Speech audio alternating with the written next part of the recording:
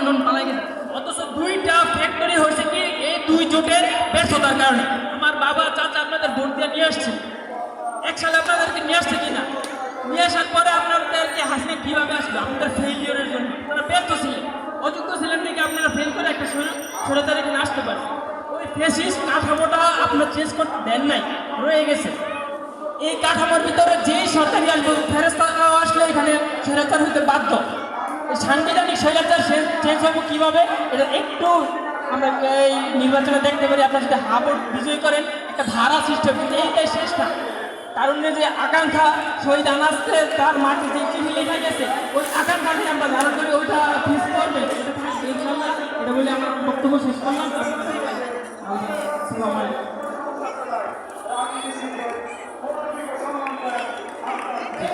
আমরা অনুষ্ঠানের শেষ পর্যায়ে চলে এসেছি। তো এ পর্যায়ে আমাদের সামনে সংক্ষিপ্ত কথা রাখছেন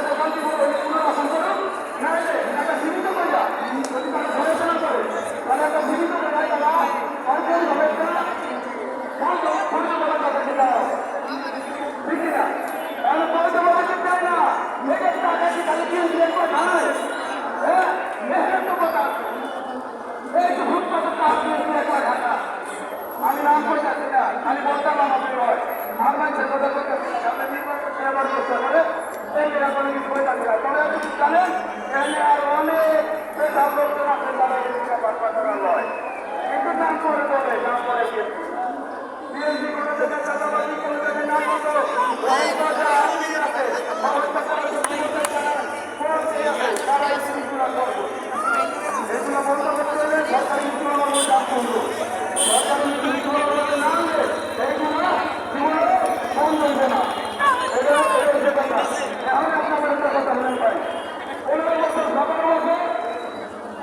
আমরা মৌলিকের বিরুদ্ধে কথা বলছি, কোনোদিন আমি রাজি মৌলিকের বিরুদ্ধে একটা কথা বলছি, আমি রাজি কোনোদিন চাপাবাজি নিয়ে আওয়ামীলীগের একটা কথা বলছি।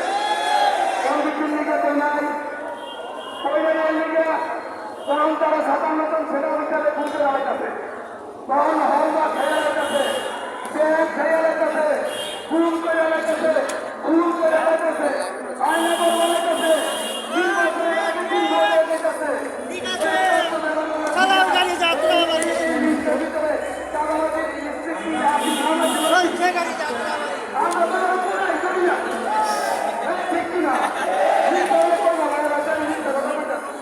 মিথ্যা করছি, আপনারা বলছি কি বলছি? এই যে কোনার মধ্যে বলছেন নি, আজকে কোনার মধ্যে যেগুলো ছিল না, একটা নিয়ে লিস্ট বানিয়ে রাখছে একা। এরপর যে আমরা সব সমস্যা সমাধান করে গেলাম।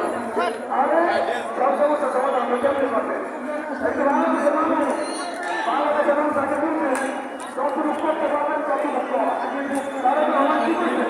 তারা তো আমার কাছে এগুলো আমরা পরিবর্তন করবো।